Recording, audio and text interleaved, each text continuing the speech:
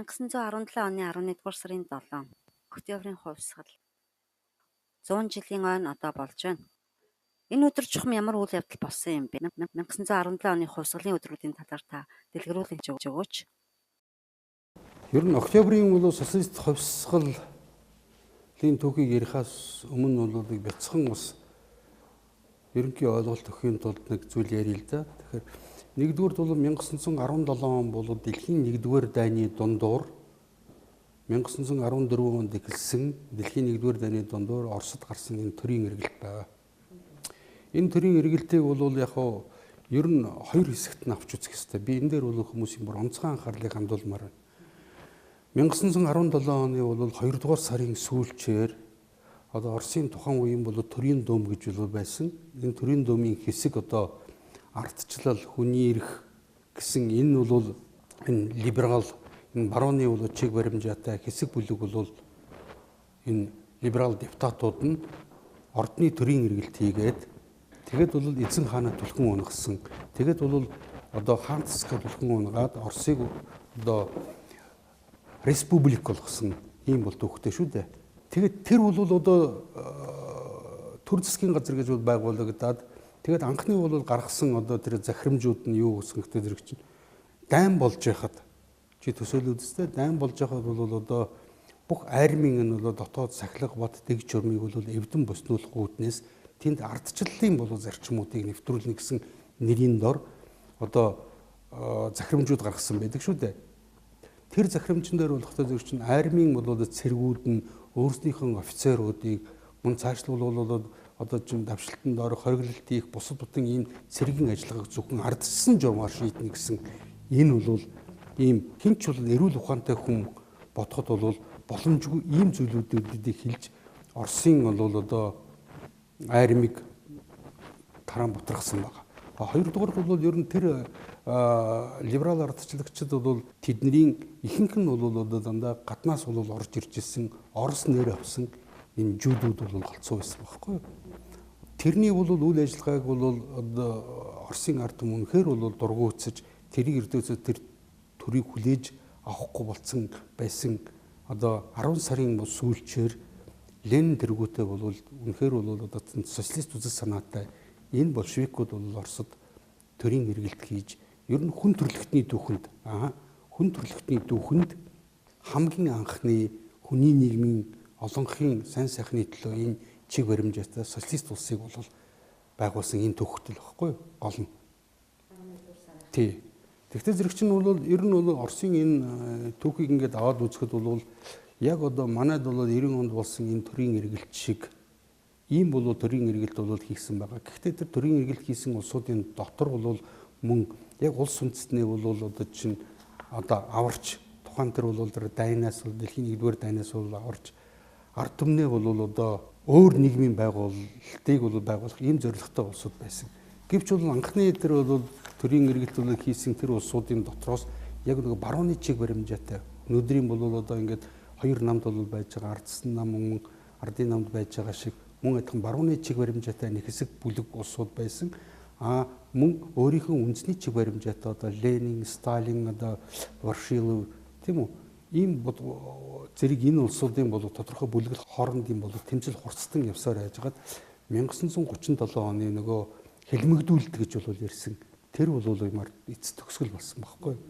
Тэгээ ер нь манай улсууд ч гэсэн мэдж байгаа манайд 21 онд ардын хувьсгал ялсан гэдэг чинь тухайн тэр нийгмийн бүх зорилго нь үзэл санаа нь өөрчлөгдөд чинь зорилго нь өөрчлөгдөд ингээд явсан хэдий ч тодорхой нийгмийг өөр чинь нийгмийн байгуулалтыг бариулъя гэсэн нэг хэсэг улсууд байхад хуучин байдлаар капиталист, феодалист энэ нийгмийн байгуулалтыг хадгалж өөрснөө эрх мэдэлд гарснараа өөрснийхэн ашиг сонирхлын бүлгэллийн ашиг сонирхлыг хамгаалах гэсэн энэ улсуудын хоорондын тэмцэл нам дотор болсон байхгүй. Тийм учраас хэрвээ энэ түүхийг сайн ингээд судлаад үздэг юм бол 1937 оны тэр хэлмэгдүүлэлт гэдэг байгаа энэ үйл явц болбол үндсэндээ тухайн улс нийгэм ямар чинь замаар цаашид замнах вэ гэсэн энэ үзэл санааны тэмцэл байсан байхгүй юу. Тийм учраас тэнд ямар нэгэн улсуудыг эмгүү хэлсэн улсуудыг одоо юу гэдгийг хэлмэгдүүлээд алаад устгацсан тийм өрдөөсөөч байхгүй тэрэн дотор. Гагцхүү бол тодорхой бол улс нийгмийн эсрэг байсан тэр үеийн бол хуучнаа санагалдсан бол одоо энэ том толгой лам нар бол ноёд ихсдээц гэж өөснийгөө нэрлсэн энэ бол улсуудын эсрэг хийжсэн тэмцэл байна. Тэр бол энэ тэмцлийн хамгийн гол үзэл санаач нийгмийн олонхын сайн сайхны төлөө тэмцэл байсан гэдгийг манайхан ойлгох хэрэгтэй. Тэмцэл үзэл санааны тэмцэл. Тэгээ ер нь бол үзэл санааны тэмцэл гэдэг чинь бол тэр цаад зорилгын төлөө тэмцэл гэж ойлгох хэрэгтэй байхгүй. 91 онд чинь бидний энэ бол өвөг дээдсийнх нь хийсэн энэ тэмцлийн эсрэг бол контр хувьсгал хийсэн шүү дээ. Эсрэг хувьсгал хийгээд одоо бол ардчил гэдэг нэрийн дор бол хөрөнгөний зөвхөн цөөхөн бүлэг хэсэг улсууд бол бусдынхаа харийнхантай нийлж одоо цөлмөн гудрадаг. Энэ бол нийгмийн тогтолцоог байгуулсныг бид нар ойлгох хэрэгтэй. Хувьсгал гэж ер нь юу юм бол? Төрийн эргэлтээс ямар ялгаатай юм бэ? Ер нь хувьсгал гэдэг бол нийгмийн үндсэндээ бол үнэт зүйл одоо үзэл санаа, зорилго нь өөрчлөгдөж нийгмийн одоо бүх харилцаа үндсээрээ бол эсрэг зүгт бол өөрчлөгдөж байгаа. Энэ үйл явцыг л хувьсгал гэж нэрлэдэг юм. Тэгэхээс бол одоо юу гэдгийг одоо манайд бол энэ 4 жил тутам явдаг энэ миний төрийн эргэлт гэж би яриад байгаа шүү дээ. Энэ үрдөөсөө ямар нэгэн бол нийгмийн харилцаа бол өөрчлөгдөхгүй хэсэг бүлэг усаал солиод байгаа болохоос биш нийгмийн байгуулалт үрдөөсөө ард түмний сайн сайхны төлөө бол өөрчлөгдөхгүйг бид бүгдээрээ харж байгаа. Ийм учраас би энийг бол төрийн эргэлт гэж хэлээд байгаа байхгүй юу? Хувьсгал гэхээр Францын хөрөнгөний хувьсгал, Английн хөрөнгөний хувьсгал, за тэгээд 17 оны социалист хувьсгал. Тэс өөр. Яагаад ийм ялгаатай байна вэ? Одоо коммунистийн социалист үзэл санаа гэдэг бол ер нь дэлхийн олон ард түмнүүдийн сүүлийн 2000 жилийн ингээд төгийг аваад үзсэн. Анх удаа бол нийгмийн олонхын жирийн хүмүүсийн сайн сайхны төлөө хийсэн нийгмийн том өөрчлөлт үзэл санаа зорилго байсан байхгүй юу? Мэдээж энэ дээр бол урд нь өмнө ийм нийгэм байгаагүй учраас бол зарим нэгэн бол алдаа гарсан үнэн. Тэрийг бол хүлээн зөвшөөрөх хэрэгтэй. Зарим нэгэн алдаа завхрал бол гарсан үнэн. Тэрийг бол хүлээн одоо тухайн тэр үзэл санааг хэрэгжүүлж исэн улсуудын одоо гэмт үйлдэлүүд тэр улсуудын алдаа оноол байсан болохоос энэ үзэл санаа нь өөрөө бол ердөөсө буруу байсан хэрэг огт биш байхгүй дээ гол нь.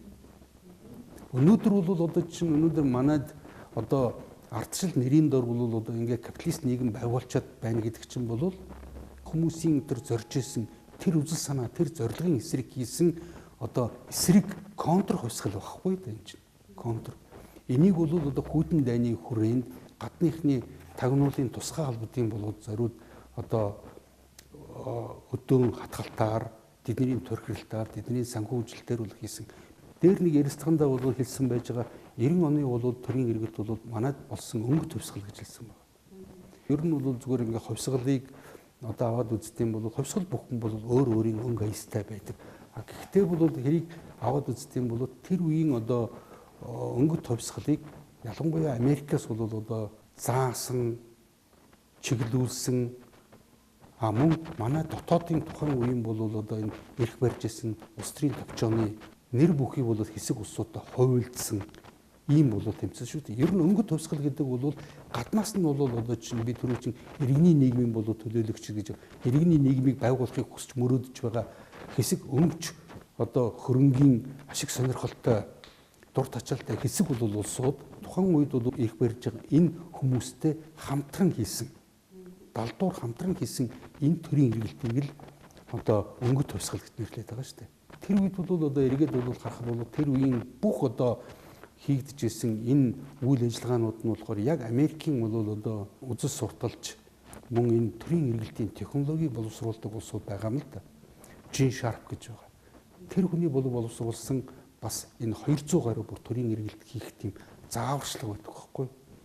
Тэр зааварчлагын дагуу тэдний бол одоо мөн хөрөнгө улс төр мэдээллийн бол олон дэмжлэгийг дулдуулж хийсэн энэ төрлийн эргэлтүүд байхгүй. Тэгэхэд манай ард түмний бол ихэнх нь тэрийг юуч мэдээгүй тэрийг бол аялдан дагалдаж байсан. Гэвч бол одоо сүүлийн үед ялангуяа бол өнгөрсөн одоо энэ тэр ерөнхийлөгч Элбэг дорж манай ард түмний хийсэн сонголт гэдэг. Энэ бол залилан байхгүй да энэ чинь залил. Бүгд бол тэрийг ухамсартайгаар хийгээгүй.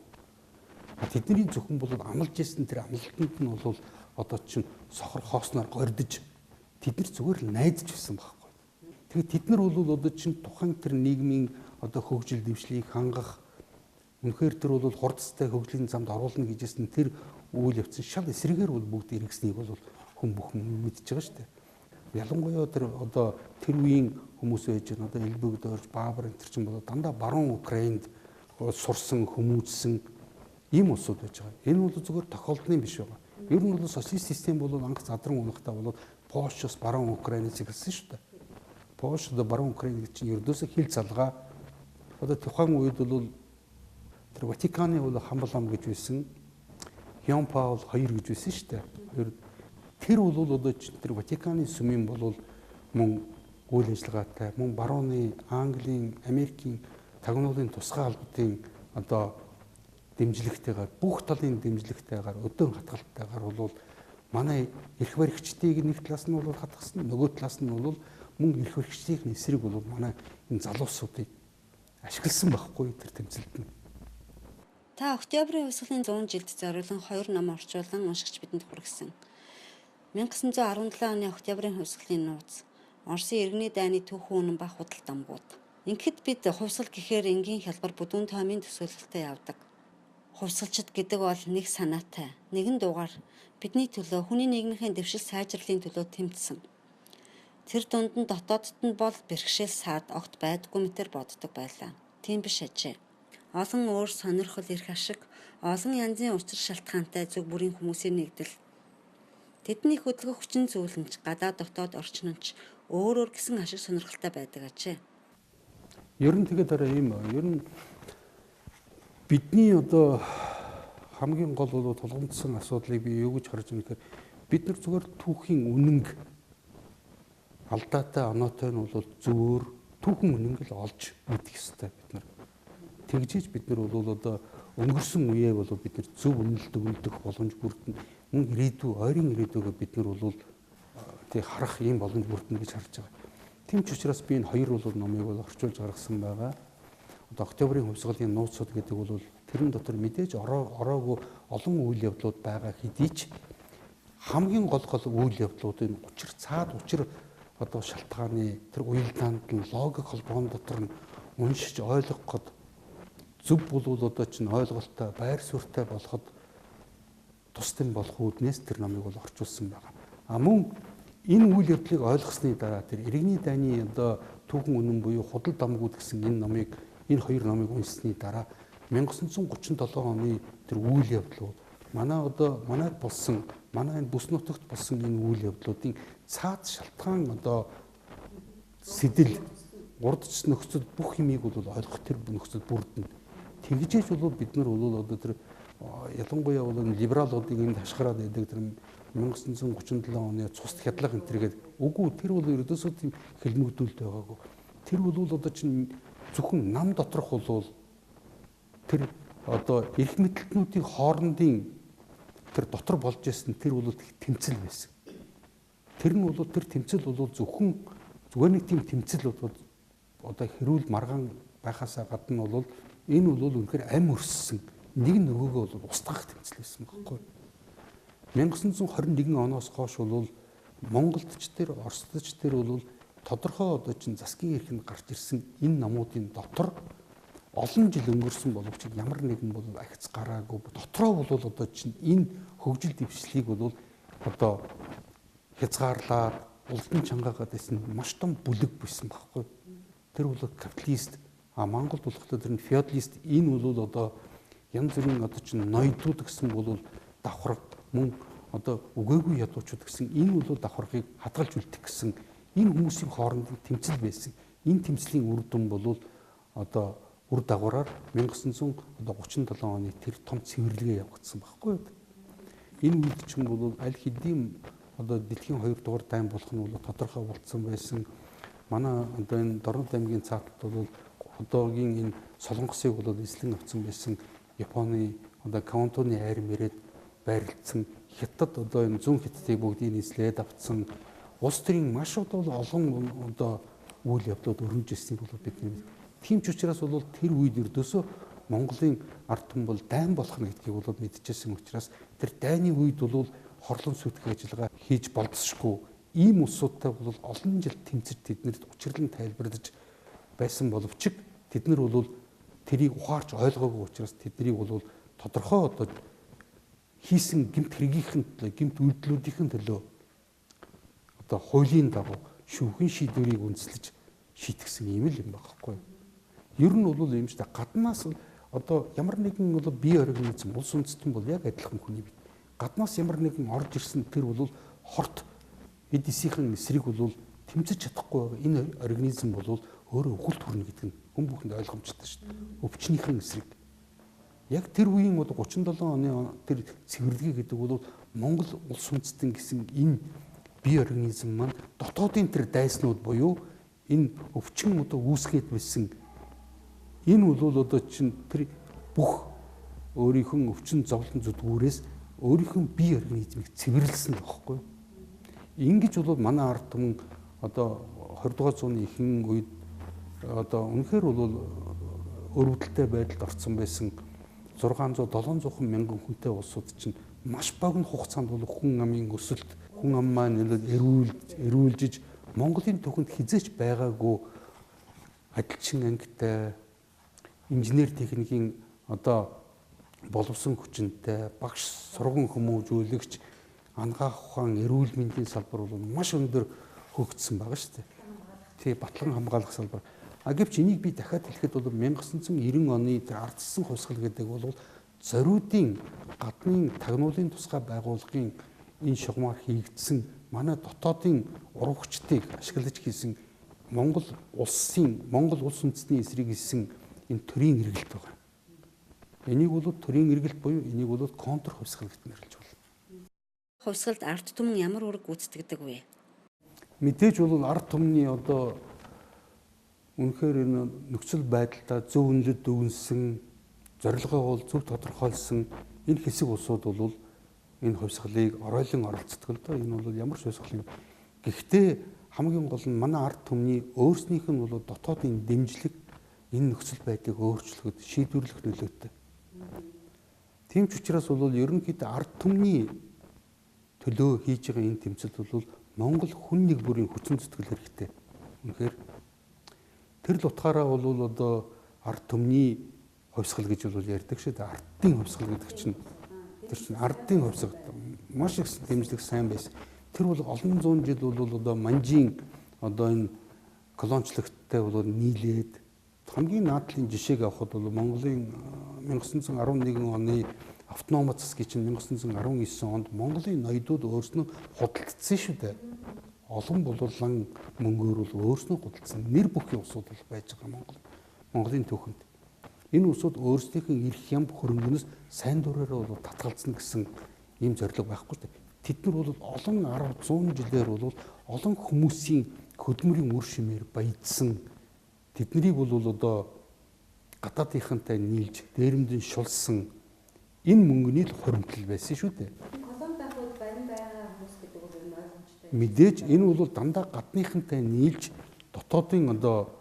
дотоодын өөрийн ард түмнийг бол тонон дээрэмдсэн шулт шимэгчилсэн ийм л бол хэсэг цөөнхүүд байгаа шүү дээ. Таны хэлснээр бид контр хувьсгалын дараагийн цаг үе дээр амьдарч байна. Дараагийн хувьсгал ямар байх вэ? Дэвшил, шудраг ёс, тэгш эрхийг авчрах тийм хувьсгал ирэх болов уу? Мэдээж бид нар бол одоо энэ нийгмийн энэ байгууламжийг бол өөрчлөх нь гарцааг өөр ямар ч арга байхгүй. Монголын одоо ард түмэн, Монгол улс үндэстэн бидний хооч ирүүлүүд ямар ч ирээдүй байхгүй гэдгийг бид нар хатуу ойлгох хэрэгтэй. Тийм учраас бол бид нар одоо энийг хувьсгалын замаар хийх үү, хувьслын замаар хийх үү гэдгийг л бид нар шийдэх цаг байна да. Аяндаа болдог хувьсгал гэж байх уу? Аяндаа болдог гэдэг хувьсгал тэр бол хамгийн гинэн энэ сохор гордлого юм. Энэ улсууд бол би түрүүн хэлсэн гадныхны бол дэмжлэгтэйгээр өөрийн ард түмнөө их орноо шулан дээрэмдсэн гадаадад аваачаад мөнгөө хадгалсан энэ улсууд өнөөдрийн одоо эрх мэдлээсээ мөн өнөөдрийн бол одоо энэ эзэмсэж байгаа энэ үйлдвэрлэлийн хэрэгсэл өмч баялгаасаа сайн дураараа татгалзна гэж үү дээ. Энэ бол сохор хордлого байхгүй. Тийм хэзэж байхгүй. Тийм учраас харин Энэ асуудлын хариултыг л одоо Монголын ард түмэн өгөх ёстой. Бид нэр энэ нөхцөл байдлыг хувьсгалын одоо замаар шийдэх үү, хувьслын замаар шийдэх үү? Хувьсгал гэдэг бол энэ бол хүсээд байх юм биш. Хувьсгал гэдэг бол заавал иргэний дайн болдог. Яагаад гэвэл өөрийнхөө тэр амьдралын бүх боломжийг булаан дээрэмдүүлсэн, шулан тонуулсан энэ олонх тэр гадаадынхны бол гар хөл болсон энэ цөөнхийн эсрэг, мөн гадаадынхны эсрэг бол тэмцэлд босгохоос гарахгүй болдог. Ийм учраас бол энэ бол үнэхээр бол бидний тулгамдсан энд яаралтай хариу өгөх ийм бол асуудал гэж би харж байна. Тий. Жижиг улсад магадгүй өөртөө орсон тийм хувьсгал татах боломжтой гэж юу? Би бол байхгүй гэж харж байна. Яагаад гэдэг бол монголчууд бол язтай юм. Монгол улсын одоо хоёр том хөрш маань хоёулаа социалист чиг баримжаатай, хүний нийгмийн олонхын сайн сайхны төлөө чиг баримжаатай ийм улсууд байгаа. Тийм учраас бол энэ хоёр гүрэнтэй бол одоо чинь сүүлийн үед бол Америк тэргүүтэй барууны энэ капиталист нөгөө миний аврах загас гэж махчин загастай зөөрлөд байгаа энэ улс гүрнүүд өнөөдөр яаж дайрч давшилж байгааг бол бид нар харж байгаа. Бидний хоорондын энэ геополитикийн энэ үзэл санааны тэмцлийн үр дүн бол гарцаагүй бол Монгол улсад тусах ёстой. Гэхдээ бид нар бол урд өмнө байж исэн тэр одоо социалист тэр нийгмийн үед өссөн бүх энэ алдаа завхарлуудыг зас залруулсан нийгмийг буцаагаад эргээд сэргэн байгуулах энэ л бол би гол одоо бидний зорилго арга зам гарц гэж би харж байна. Өөр бол ямар ч арга байхгүй. 3 дахь, 4 дахь, 5 дахь гэдэг энэ бол зөвхөн өөрсдийн хуурсан юм мэдэхгүй улсуудын тухайн мөчид тухайн цаг хугацаанд өөрсдийн хуусан арга ятсан юм л арга байхгүй.